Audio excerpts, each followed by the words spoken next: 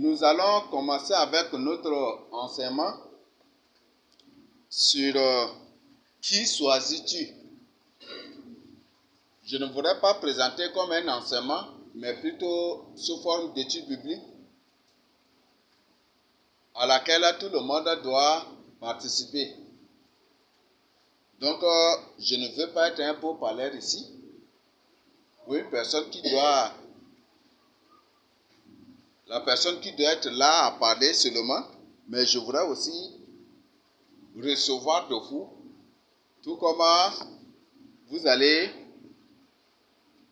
recevoir du Seigneur Jésus que ça par moi. Donc je ne suis qu'un instrument que le Seigneur passe, un instrument par lequel le Seigneur passe pour transmettre sa parole. Et cet instrument, le Seigneur peut faire de n'importe qui son instrument. Et le but, c'est pour l'édification de l'Église. 1 Corinthiens 12, 1 Corinthiens 14 nous a présenté cela, que chaque don que nous avons reçu, c'est pour l'édification, c'est pour le bien, pour le perfectionnement du corps de Christ. Donc nous sommes là pour étudier ensemble. Le titre de notre partage, c'est « Qui choisis-tu » Mais ce que chacun doit retenir et savoir, et si tu comprends déjà cela, je crois que l'enseignement même tu sens que peut-être je vous détaille certaines parties, vous comprenez déjà, et vous allez comprendre comment ce monde fonctionne. Sachez bien que Dieu a donné même la liberté aux anges de choisir, soit d'être soumis à lui, ou soit de faire ce qu'ils veulent. Et c'est dans cette liberté, c'est dans cette liberté que Satan avait décidé de faire ce coup d'état. C'est seulement si le royaume de Dieu au ciel, c'est un royaume dictatorial, tyrannique, cette rébellion n'allait point du tout avoir lieu. Parce que dans ce monde où nous vivons, vous savez que Dieu connaît tout et il sait tout. C'est ça, n'est-ce pas? Dans ce monde où nous vivons, ils ont des satellites, des drones et ils ont des démos. C'est Satan toujours qui est là avec ces éléments.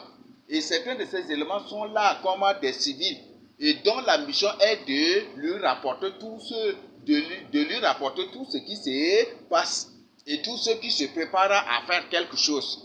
Mon frère, tu ne peux en aucun cas avoir un projet peut-être de rébellion ou de quelque chose sans que ces gens-là ne soient au courant.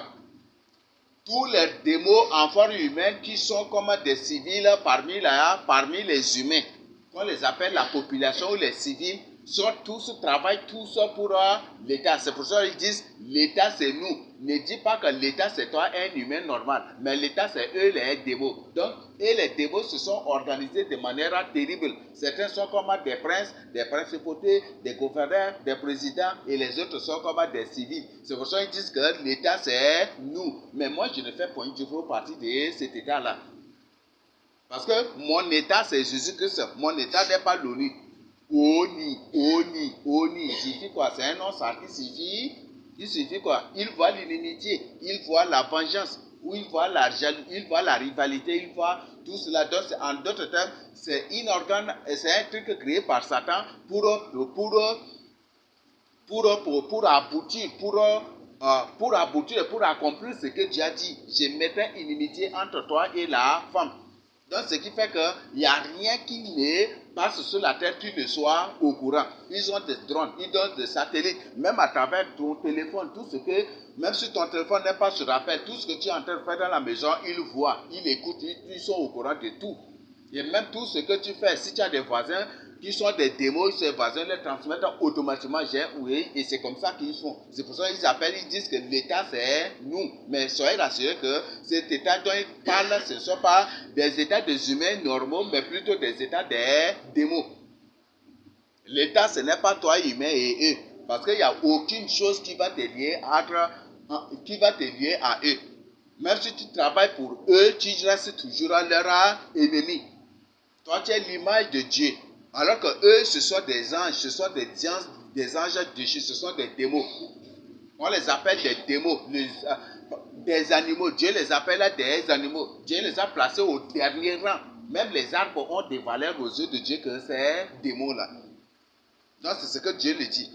Donc, l'État, ce n'est pas nous. L'État, c'est eux. Ce n'est pas nous. Ce que vous devez savoir. Donc, notre vrai État, c'est le Seigneur Jésus-Christ de Nazareth. Ce que chacun doit savoir. Donc, qui choisis-tu? Au ciel, si et seulement si le royaume de Dieu, c'est un royaume tyrannique ou dictatorial. Mes frères et sœurs, la rébellion de Satan n'allait même pas avoir lieu. Dès que Satan commençait déjà le jalon de cette rébellion directement, il serait déjà même maté. Cette rébellion allait être matée déjà. Où Satan était déjà même emprisonné pour mettre fin à cette rébellion. Mais comme Dieu, c'est la liberté, avec Dieu, c'est la liberté. 2 Corinthiens 3, 17 nous dit, avec Christ, il y a la liberté. Là où il y a l'Esprit de Dieu, il y a la liberté. C'est ça, n'est-ce pas? Dieu a laissé cette liberté-là. Et ce qui fait que, malgré tout ce que Satan faisait, Dieu était au courant. Mais aujourd'hui, si par exemple, là où Masra se cherche, s'il voit qu'il y a une rébellion quelque part directement, c'est lui qui va. S'il écoute seulement, ou il voit directement, il part en guerre, n'est-ce pas? Il réagit sur le champ, c'est ça, n'est-ce pas? C'est ça, non? C'est ça, n'est-ce pas? Il part directement. Mais Dieu était au courant de tout, mais il n'a même pas réagi. Il n'a même pas dit quelque chose. Il a vu, il a laissé la rébellion suivre son cours. Ou sa course, c'est ce qui était passé. Et par la suite, Dieu avait laissé cela continuer. Jusqu'à ce que le but, c'est pour permettre, pour que les anges choisissent. Malheureusement, quand certains ont mal choisi, ils ont choisi Satan. Et d'autres ont choisi Dieu, pour rester fidèles à Dieu. Et ce qui fait que par la suite, ceux-là qui ont suivi Satan étaient tous renversés. C'était la politique. Et nous sommes dans un monde de haute manipulation. De la même manière que Satan a manipulé les anges là-bas au ciel pour le suivre, c'est cette même manipulation qui continue jusqu'à aujourd'hui. La Bible dit qu'il n'y a rien de nouveau sous le soleil. Que chacun comprenne cela. C'est cette même manipulation. Si vous croyez que vous êtes dans un état démocratique, c'est démocratie, donc c'est ça. Démocratie, donc ce n'est pas un état. Il y a quoi?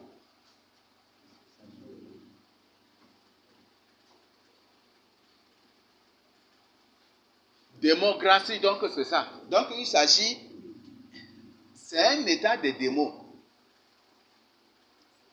C'est un état dirigé et gouverné par des démons.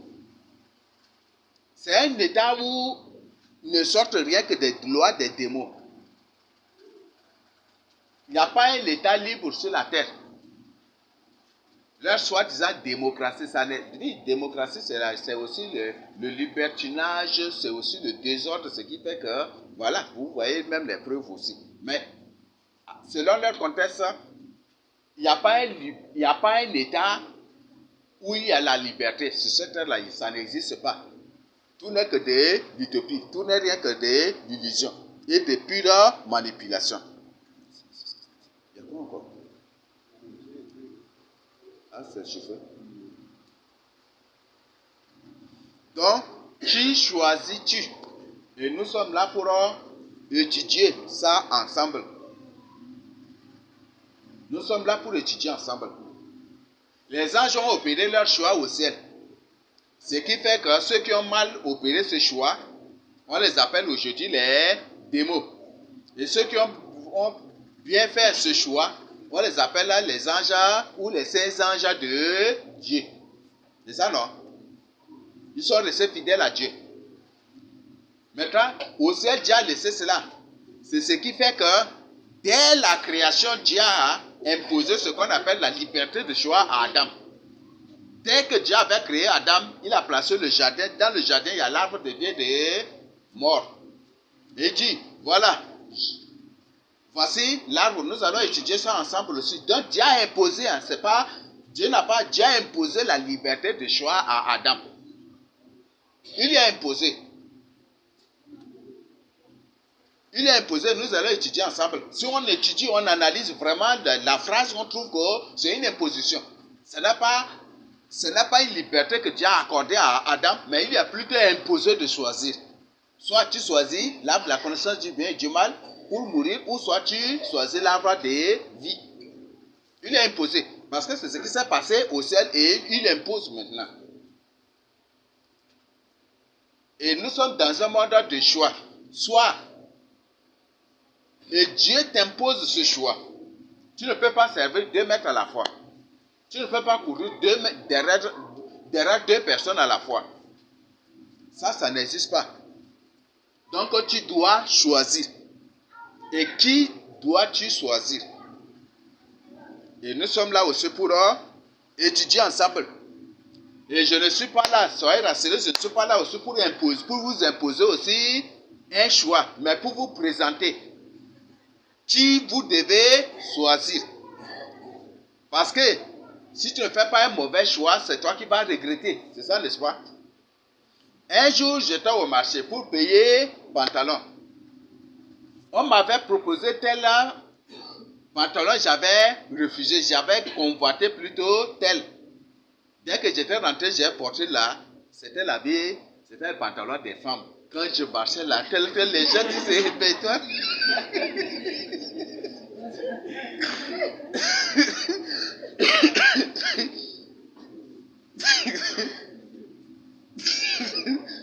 Et voilà, c'était une honte, n'est-ce pas? Hein? C'était une honte. Et j'avais regretté aussi, parce que je me suis fait humilier. Je m'étais fait humilier. Donc, voilà des choses. Donc, si tu ne fais pas un bon choix, tu seras aussi humilié. Et puis, encore, vous voyez, l'université, tu portes un truc des femmes, vous partez là avec toi, tu trouves c'est comment encore? C'est grave encore, n'est-ce pas? C'est ça, n'est-ce pas? Voilà des choses. Donc, c'est sur cette terre, si tu ne choisis pas, si tu ne sais pas choisir, tu vas choisir autre chose qui va t'humilier. Qui va salir ton image. Non seulement ça, mais ce choix dont je vous parle, c'est un choix soit qui te garantit la vie, ou soit qui te conduit directement à la mort. Et cette mort dont je parle, il ne s'agit pas de la mort du corps, mais il s'agit plutôt de la mort de l'âme et de l'esprit. La souffrance éternelle, le tourment éternel, qui t'attend après la mort. Et c'est de cette mort-là que je suis, c'est de cette mort et c'est contre cette mort que je suis là pour te prêcher et pour t'inviter à faire un bon choix. Non pour t'imposer, mais plutôt pour t'inviter vraiment à faire un bon choix pour ton salut. Ça refusé carrément. Donc, nous sommes dans un monde de choix. Dans un monde de choix. Ce qui fait qu'au marché, il y a le choix. C'est ça, n'est-ce pas? Tout ce que tu veux payer, tu choisis. Vrai ou faux? On voit que c'est le verbe le plus utilisé même dans la société. Parce que dans n'importe quel domaine, il y a ce qu'on appelle le choix. N'importe quel domaine.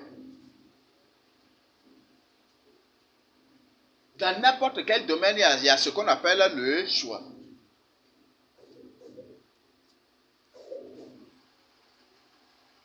Tu pars pour payer les pièces de quelque chose, tu choisis.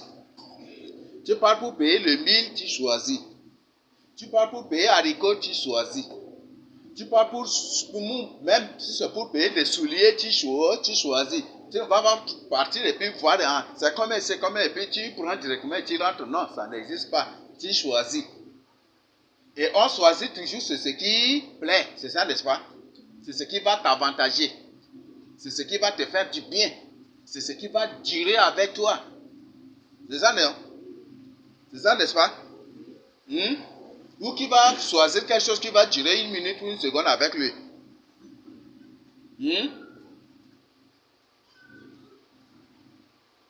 Les habits, avant de payer un habit, d'abord tu choisis. Tu ne vas pas venir seulement et puis, par exemple, les choux, les ngoudia, comme on le dit, ou les choux, tu viens seulement, Tu ne peux pas venir seulement et puis ramasser dans ton je-reviens et puis après tu donnes l'argent et tu rentres. Et c'est important d'abord, tu vas voir est-ce que c'est bon ou c'est mauvais. Non. Tu choisis d'abord, tu vérifies d'abord, c'est ça, n'est-ce pas?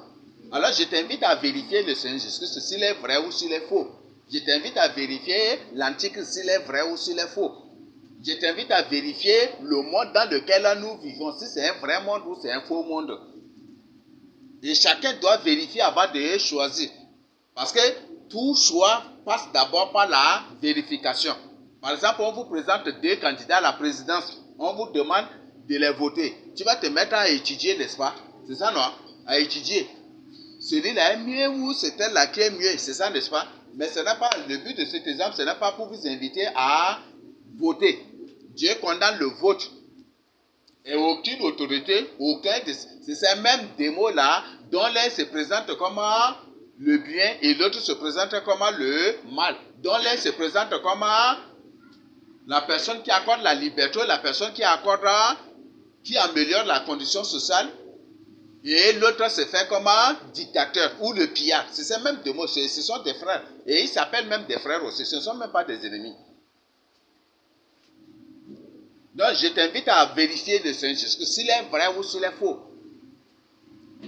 Et la Bible, même la Bible dit, goûtez si le Seigneur Jésus est bon, que nous devons faire quoi? Nous approcher de lui. Donc, il faut goûter si le Seigneur Jésus est bon. Donc, ici même, on nous donne encore la liberté encore de choisir. Si tu goûtes et tu trouves que le Seigneur là est très rigide, très sévère, c'est ça, non?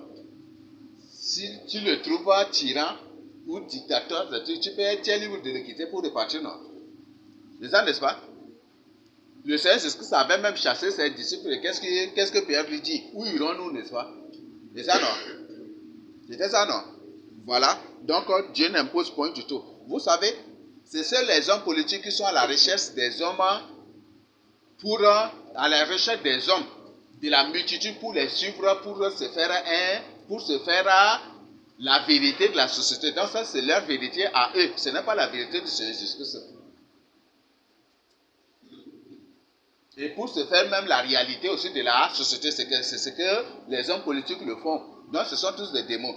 Mais Dieu là, Dieu n'est pas à la recherche de la quantité ni de la foule. J'ai déjà partagé même, on a déjà vu ensemble aussi un enseignement sur cela. Voilà, nous continuons. Nous allons voir la définition de concept. Qui choisis-tu? C'est ça, non? Oui. Comment définit-on qui? En notre contexte biblique, ça part au contexte grammatical ou analyse logique ou ceci, cela. Mais au contexte biblique, comment définit-on qui? Qui choisis-tu?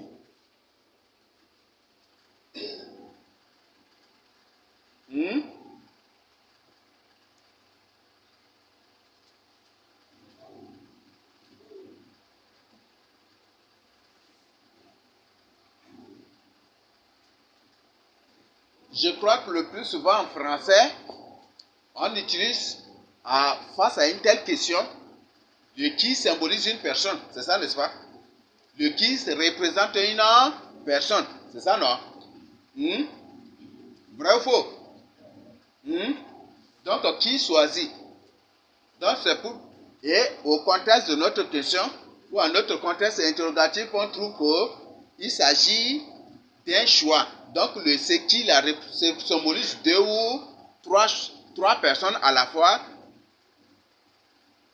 parmi lesquelles nous devons choisir une. C'est ça, n'est-ce pas? C'est ça, non? Je peux dire entre Ndjekourbois, Fidèle et Abel, qui choisissez-vous? Ça, c'est au choix, n'est-ce pas? C'est à vous de choisir, n'est-ce pas? Donc, qui choisis-tu? Donc, c'est une phrase interrogative et nous allons étudier cela amplement aussi après. Alors, le verbe choisir. Le verbe choisir, tu peux nous deviner un peu le verbe choisir? Choisir, c'est faire quoi?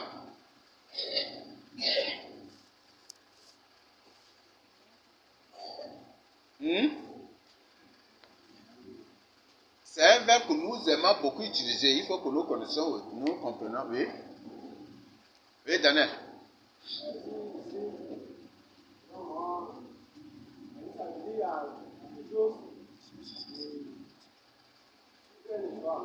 Mhm. Hein? Ah bon? Oui.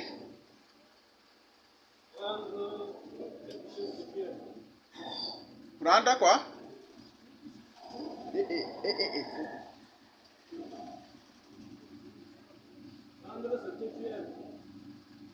C'est prendre ce qu'on aime. Mhm. Oui. Faire une sélection. Mhm. Très bien. Oui. Chercher quelque chose. Choisir, c'est chercher. Oui. Oui. Avec. Préférer quelque chose par rapport à l'autre. Oui. Oui. Avoir un point de vue.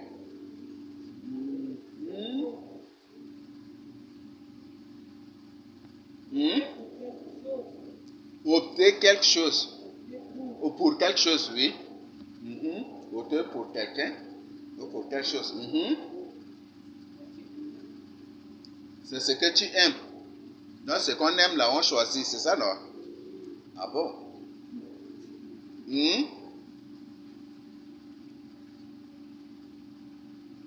Donc, choisir a plusieurs significations. C'est préférer quelqu'un ou préférer quelque chose. C'est bon? C'est élire aussi. C'est ça, non? C'est élire aussi. Au contexte des objets, on utilise choisir. C'est ça, non? C'est ça, non? Mais au contexte des humains, on dit élire. C'est ça, non? Mais parfois aussi, c'est dans un sens profond qu'on utilise aussi choisir. Je choisis telle personne, je choisis telle personne. Ça va? Oui. Donc, ça suffit aussi élire quelqu'un. Ça suffit préférer quelqu'un ou préférer quelque chose. Ça suffit faire le choix de quelque chose aussi ou de quelqu'un. C'est ça, non? Voilà. Et ça suffit aussi ce que les frères viennent de nous présenter. Ça va? Voilà. Donc, nous allons après étudier. Non, choisir, c'est élire aussi. Choisir, c'est élire aussi. Et nous allons étudier ensemble. Alors, tel qu'on est en train de voir, s'il y a une élection, même c'est législative ou présidentielle, ou c'est même communale, ou n'importe quelle élection de quelle nature, est-ce que toi qui es enfant de Dieu, tu dois le faire? Est-ce que tu dois participer à cette élection? Est-ce que tu dois faire cette élection? Parce que choisir, c'est aussi élire. C'est ça, non? Donc, si tu élis une personne pour être ton président, c'est que Jésus-Christ n'est plus ton président. Peut-être ce sauf un démon qui va me prouver le contraire. Vrai ou faux?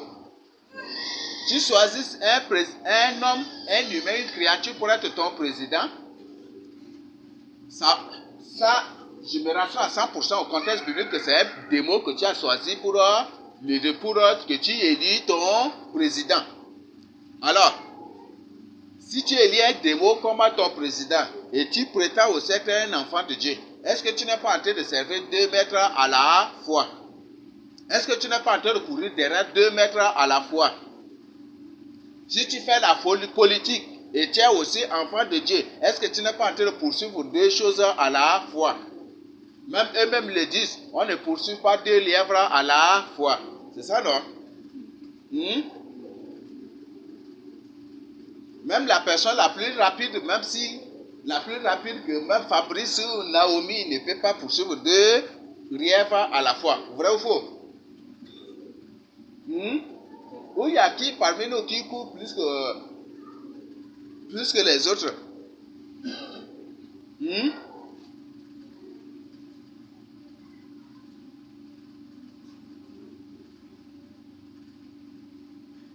Qui court plus que tu peux faire cela.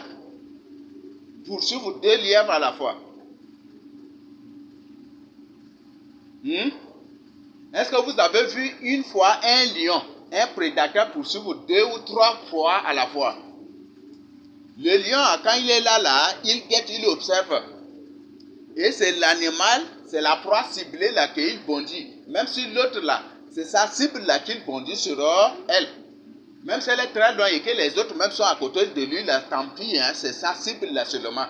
La cible là, elle entre où même là, lui, il va entrer derrière lui. Au moins que la cible qui finit qui court plus que lui, ou peut-être qui peut-être se tourne et puis lui fait face et que par la suite il est intimidé ou effrayé. Donc même les prédateurs ne poursuivent pas 2 proies à la fois, ça n'existe pas. Même les aigles ne poursuivent pas 2 proies aussi à la fois. Ils ciblent. L'aigle là, quand il est sur la branche d'un arbre, il cible d'abord. Il cible le poussin avant de venir tout là le prendre. Mais s'il cible 3 à la fois, là, ça va être comment? Il va tout rater. Vrai ou faux? Alors, je te pose la question. Qui est ta cible?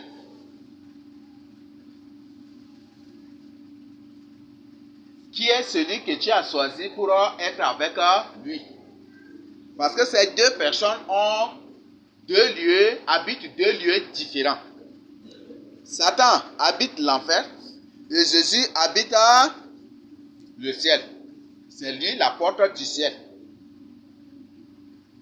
C'est lui la porte du ciel. On ne peut pas entrer au ciel par Satan.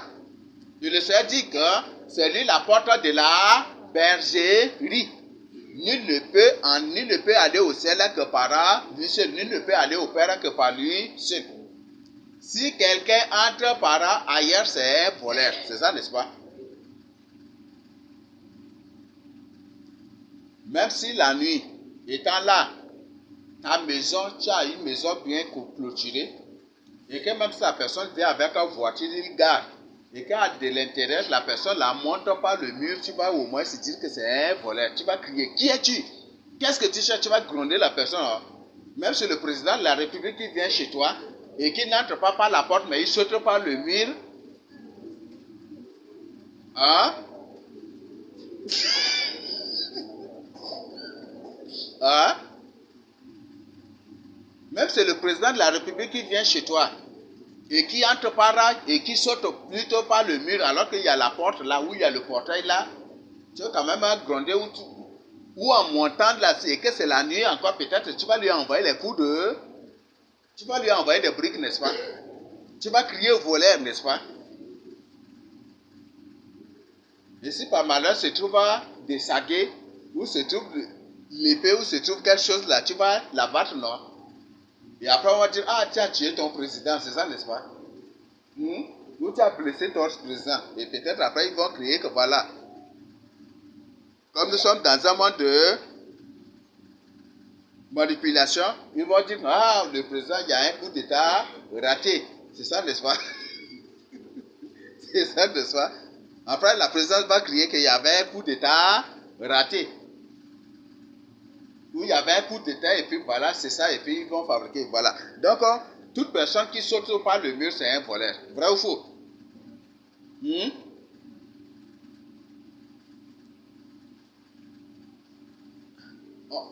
Bon, moi je ne l'ai pas fait, mais quand on était enfant, il y a des amis qui me racontaient. Donc, les parents les leur interdisaient strictement d'aller au ciné. Donc, quand ils partent de retour, parfois ils entrent à 23h, 24h, des trucs comme ça. Et là, quand ils toquaient, même personne ne leur ouvre. Donc, ils sont obligés de sauter. Et en sautant, c'est encore pire. Par malheur, ils m'ont présenté.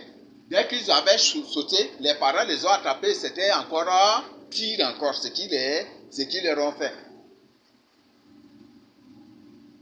Et parfois, quand ses parents savaient qu'ils vont sauter, ils viennent se déguiser là. Et dès qu'ils veulent sauter là, ils crient. Et puis des trucs là, ngebo, là, ils... et aussi crient. Et ça, c'est des cas qu'on a vu partout aussi. Alors, Satan habite l'enfer. Et Jésus que ça habite le ciel. Peut-être tu vas me dire que tu es un homme initié. Tu es un homme, donc en enfer là, l'enfer c'est le lieu des hommes. Et que tu préfères choisir Satan pour aller démontrer à Satan que tu es un homme. En enfer là-bas, ça c'est ton problème. Ou que tu es devenu déjà une femme parce que tu es excisé. Et que tu veux démontrer à Satan là-bas que tu es devenu une femme homme. Là, ça aussi c'est ton problème. Mais je suis là pour te présenter, pour te montrer que, et même pour te prouver bibliquement que Jésus-Christ est bel et bien Dieu. Nous avons étudié ensemble dans Exode 3, du verset 1 jusqu'à combien? Jusqu'à 14, non? Le Seigneur s'est présenté, c'est celui qui s'appelle Jésus qui t'envoie. Je suis. Si vous suivez les démos, ça devient Jésus. Donc c'est Jésus qui a envoyé Moïse. Et la Bible présente que c'est Dieu qui était apparu à Moïse dans le buisson. C'était ça, n'est-ce pas? Donc Jésus est bel et bien Dieu. Et Jésus, en ça, c'est Dieu. Et Dieu, si vous écrivez D-J-E et J-U, vous remplacez le J, la partie Y, ça devient Dieu ou Dieu. Donc c'était ça. Et Dieu qui est francisé aujourd'hui en aussi Dieu. Donc c'est la même chose. Et le Seigneur Jésus-Christ il est sorti, a dit qu'il est sorti du Père, c'est ça, n'est-ce pas? Et voilà, c'est dit Dieu là qui est sorti, Dieu. Donc vous, c'est la même chose. Donc nous sommes le vrai peuple de Dieu et Jésus-Christ est bel et bien un noir. Et Jésus-Christ est bel et bien le Dieu de nos pères. Jésus-Christ est bel et bien le Créateur. Jésus-Christ, après avoir créé l'homme, peut-être certains vont trouver que c'est une aberration théologique ou peut-être des trucs, mais je vous dis la vérité.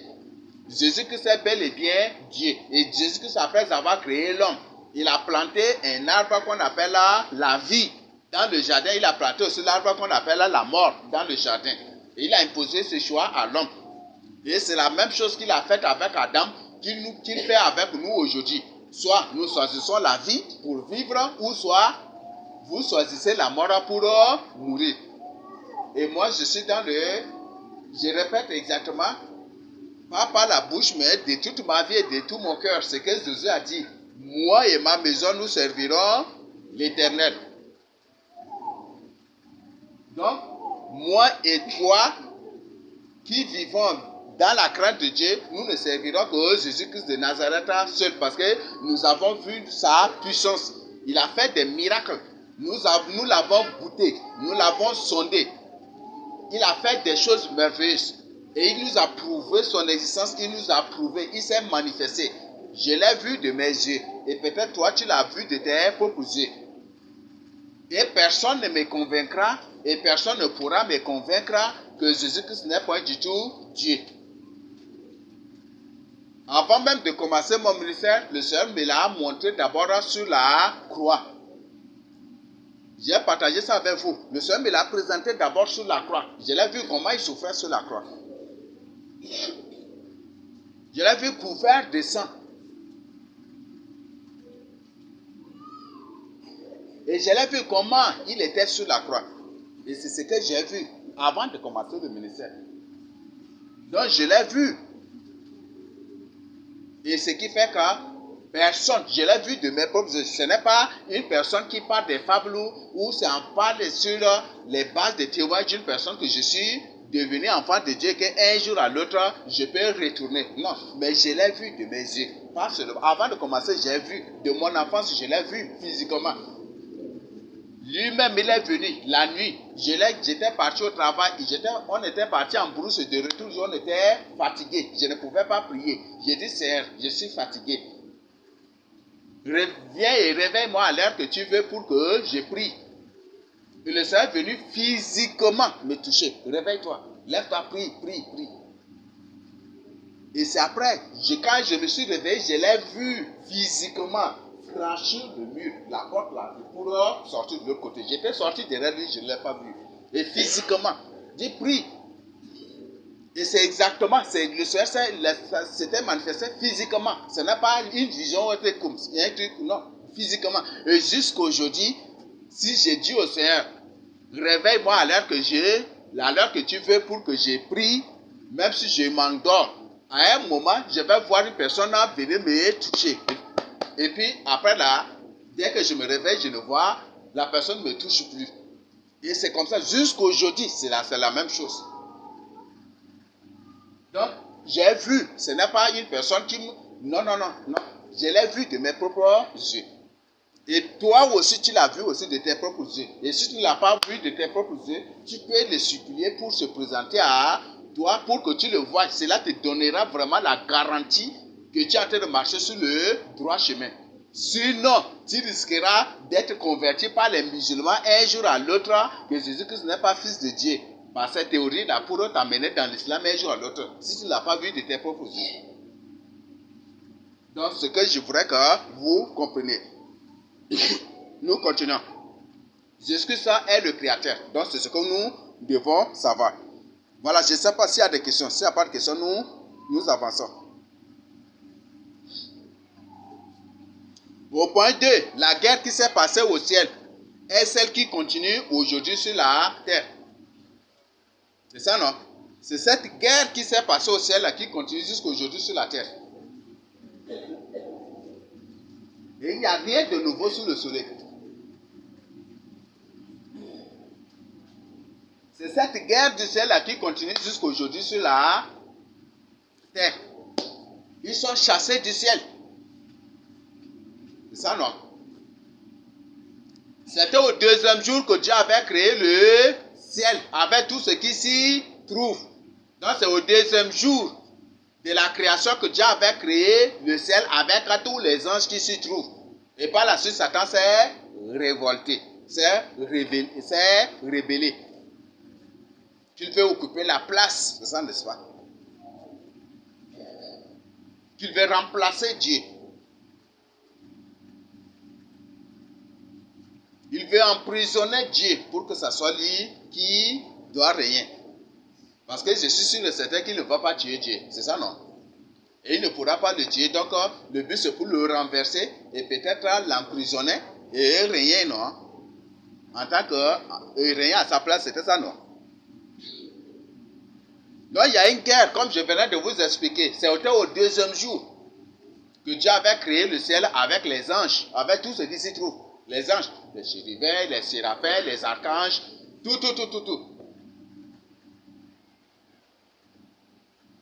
Et c'est au deuxième jour qu'ils sont créés.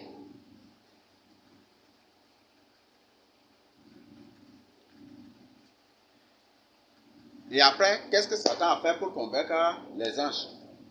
Non seulement il a usé de ses pouvoirs, mais il a fait la grande politique. Si vous me suivez et qu'on renverse Dieu, on renverse ce dictateur, et qu'on remporte les élections sur ce dictateur, je vous ferai ceci. C'est ça, non? C'est ça, non? C'est ce même propos-là que ces démons ont transporté sur la terre aujourd'hui dans leur campagne présidentielle. Comment ils ont partagé avec nous à l'Assemblée nationale. Ils ont interpellé Master Sucé. Est-ce que toutes ces promesses, est-ce qu'il peut accomplir dans ce mandat? Il dit qu'il a juste parlé. Vous voyez ça? Qu'il a juste parlé. Vous voyez ça?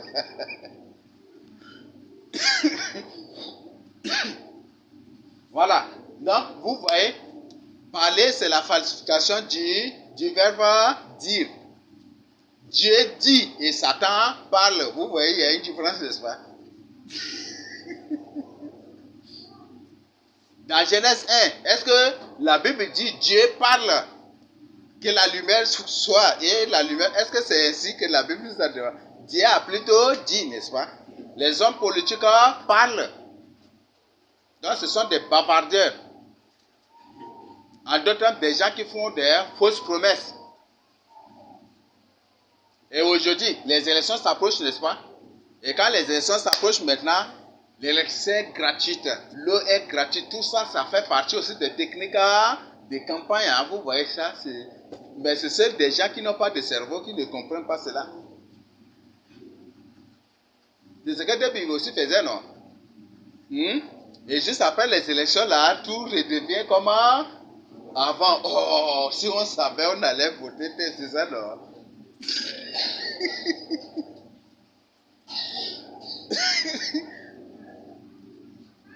Donc peut-être après, ils vont rendre essence aussi gratuite. Hein?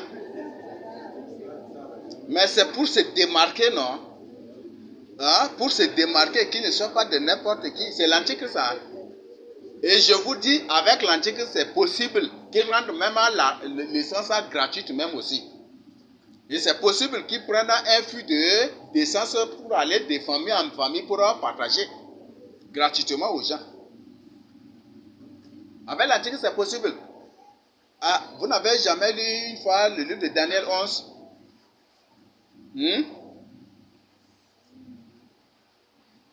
L'antique s'est entré dans la forteresse, il a déterré toutes les richesses qui étaient enfouies, qui sont cachées sous la terre, n'est-ce pas, pour distribuer aux gens. C'est ça, non? Pour se faire des gens vraiment qui compatissent avec la société, qui combattent vraiment la pauvreté. C'était ça, non? Lui-même qui distribue des richesses et des choses aux gens, en même temps, il tue aussi des gens. Au nom de ses convictions politiques, c'était ça, non? Ah, mais c'est ce que l'antique ça fait, non? En même temps qu'il distribue des choses aux gens, en même temps il fait la guerre, il tue les gens, ça et là. Cela se passe ou pas? C'est exactement ce comment ça se fait. Donc l'antique c'est déjà là. Et je ne suis pas du tout en train de mentir. Et je ne vais jamais du tout dire que telle personne est l'antique et qu'il ne l'est pas. Je ne peux pas du tout mentir. Parce que la parole de Dieu, on ne badine pas avec. Parce que la Bible dit, vous serez jugés sévèrement, vous qui enseignez la parole de Dieu. Vrai ou faux? Vous serez jugés sévèrement, vous qui enseignez la parole de Dieu. Si l'Antichrist n'est pas master succès, et que c'est leur soi-disant personne de leur soi-disant Israël du Moyen-Orient là-bas, et que j'ai dit c'est master succès, c'est que ce soit de désorienter les gens. C'est ça, n'est-ce pas? Dieu va me punir à cause de cela. Et là-bas, ils ont fait, il y a un soi-disant que son nom c'est qui là? Yenouka, qui sont en train de présenter là-bas. Vous voyez, c'est un dupère, l'antique c'est un dupère. Et c'est que ces gens sont oubliés. Ils ont oublié que l'antique ça a 10 rois qui vont régner avec lui-même. Et beaucoup croient que c'est Yenouka qui est l'antichrist. Mais ils sont... Non, c'est terrible, ils ont la Bible, mais ils ne comprennent pas. Si Jésus c'est un noir, les Africains sont le vrai peuple de Dieu. L'antichrist serait-il un Yenouka là-bas? Hein? Non, je vous pose seulement la question. Est-ce que l'antichrist sera Yenouka? On dit c'est antichrist, n'est-ce pas? Est-ce que Jésus c'est un noir? Est-ce que l'antichrist va venir en tant qu'un blanc? Oui. Les gens sont comment même on ne sait pas. Mais ils ont subi un lavage de cerveau, c'est juste ça seulement.